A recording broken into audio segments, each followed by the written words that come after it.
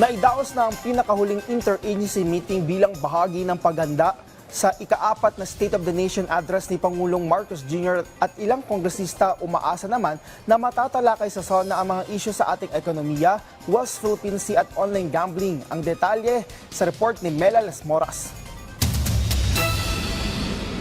Bago ang ika-4 na State of the Nation address ni Pangulong Ferdinand R. Marcos Jr., may kanya-kanya ng wishlist ang ilang kongresista ukol sa lalamanin ng talumpati ng presidente. Ayon kay Lanao del Sur 1st District Representative Zia Alonto Adjong, umaasa siyang mabibigyang pansin ng presidente ang usapin ng online gambling.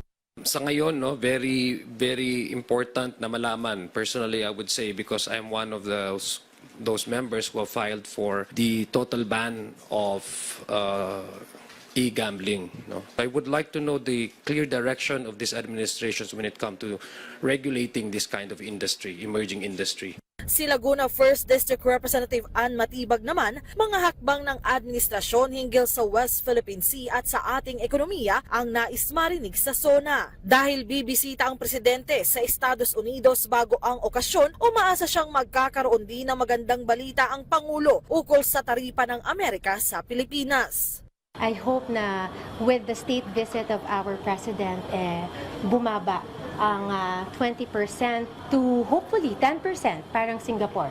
And syempre, I stand with our president's call and sa kanyang paniniwala na protektahan ng ating West Philippine Sea.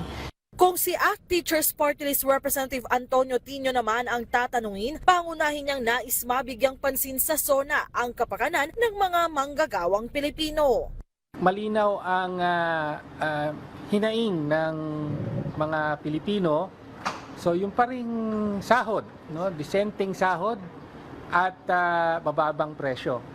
Sa mga surveys yan ang sinasabi. Kahapon, una nang nagdaos ng final interagency meeting para sa SONA ang mga opisyal ng Office of the President, Kamara at Senado. Kabilang sa mga isinapinal dito ang security plans, traffic rerouting plans at contingency measures sa July 28. Dito'y pinangalanan na rin kung sino ang aawit ng lupang hinirang sa SONA at yan ay si The Voice Season 26 winner, Sofronio Vasquez. Mela Las Moras para sa Pambansang TV sa Bagong Pilipinas.